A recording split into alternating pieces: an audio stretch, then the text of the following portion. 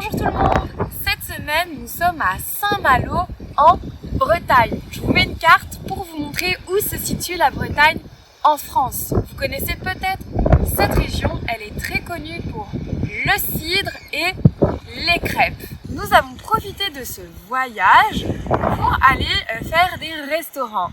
Et dans un restaurant, nous avons discuté avec un serveur, avec le restaurateur, et nous lui avons demandé de nous présenter sa carte. C'est l'occasion pour vous d'écouter du français authentique. Vous allez écouter sa présentation de la carte. Je vais vous expliquer les expressions et les mots de vocabulaire qu'il a utilisés. Vous pouvez aussi télécharger la fiche de cette leçon dans la description.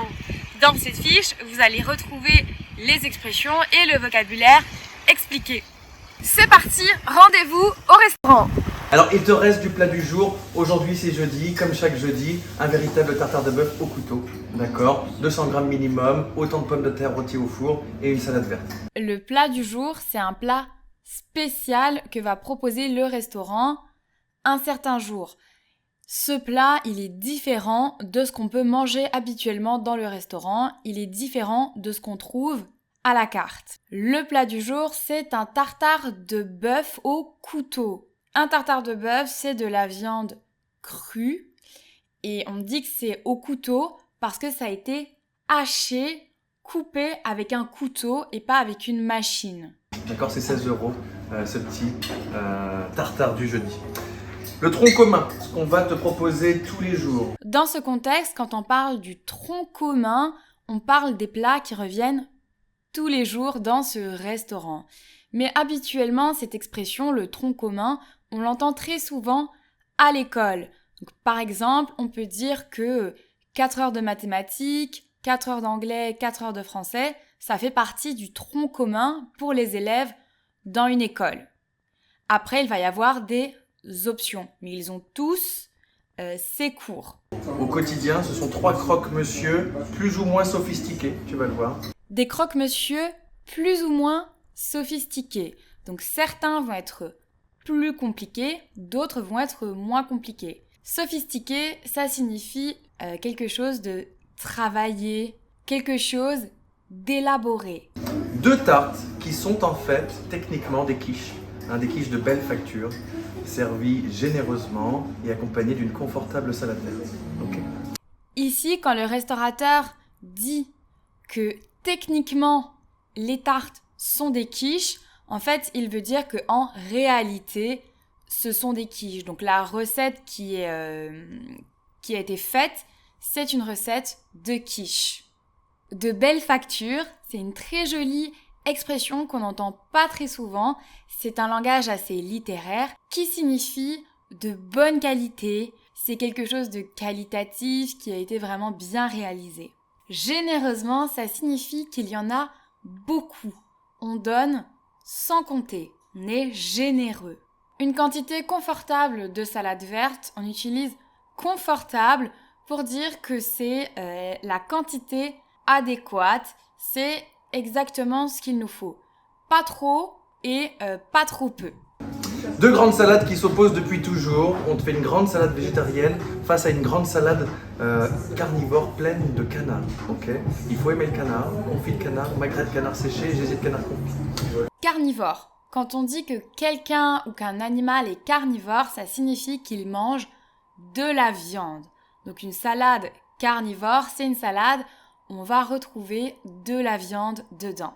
Quelqu'un qui est végétarien ou un animal qui est végétarien, ça signifie qu'il ne mange pas de viande. Il ne mange pas d'animaux. Il dit que les salades s'opposent. Donc ça signifie qu'elles sont en concurrence. À nouveau, c'est une manière assez littéraire de parler pour dire elles s'opposent dans la carte. Vous avez le choix entre l'une et l'autre et elles sont très différentes puisqu'il y en a une avec de la viande et une autre sans viande. Le serveur va parler des différents ingrédients dans la salade, tous liés au canard. Donc du gésier de canard, je vous mets l'image. Il parle aussi de magret de canard, c'est la poitrine. Et il parle également de canard confit. je vous mets aussi une image, ce sont les cuisses, il me semble. On a 2 soupes en cette saison, chaque jour un velouté de champignons, qui fait face aujourd'hui à une soupe panais carotte coco. D'accord? Panais, carotte, lait de coco ou velouté de champignons. Il parle de soupe et de velouté. La différence entre une soupe et un velouté, c'est que dans le velouté, il va y avoir de la crème. C'est plus crémeux. Une soupe comme un velouté, c'est un plat liquide. Généralement, c'est fait avec des légumes, mais on peut aussi avoir de la soupe ou des veloutés avec de la viande, par exemple, ou avec du poisson, des crustacés. Des huîtres de cancale, bien sûr. Des desserts, en veux-tu, en voilà, on y reviendra. En veux-tu, en voilà. C'est une très belle expression pour dire qu'il y en a beaucoup. Donc ici, il y a des desserts en abondance. Il y a des desserts en veux-tu, en voilà. Il y en a plein. Dans le détail, les croque-monsieur, premièrement, ils font un calibre modeste, ce qui signifie qu'un croque-monsieur ne te suffira peut-être pas si tu as faim. On les propose même par 2, ce qui permet d'apprécier le calibre. Certains sont capables d'affronter 2 croque-monsieur. Vu votre calibre, ma chère, je ne pense pas. D'accord, je ne vous conseille pas. Voilà, un seul suffira. Quand on parle du calibre de quelque chose ou de quelqu'un, on parle de sa taille. Donc un petit calibre, c'est quelqu'un ou quelque chose de petit. Quelque chose de modeste, ça signifie que ce n'est pas très grand, mais ce n'est pas forcément négatif. Souvent, quand on dit c'est modeste, c'est que ce n'est pas très grand ou très luxueux, mais que c'est suffisant. Affronter un plat, donc ici il utilise cette expression, donc c'est un synonyme de combattre. Il utilise ce verbe affronter parce que le plat est gros et grand, et donc c'est un combat de réussir à le manger en entier. Ça peut être difficile de réussir à terminer le plat. Sinon, ma petite formule à 12,50, oui, là c'est plus équilibré, puisqu'il s'agit du croque-monsieur de votre choix, d'une petite portion de la soupe de votre choix, et enfin de la salade végétarienne, là, réduite à une proportion intelligente. D'accord?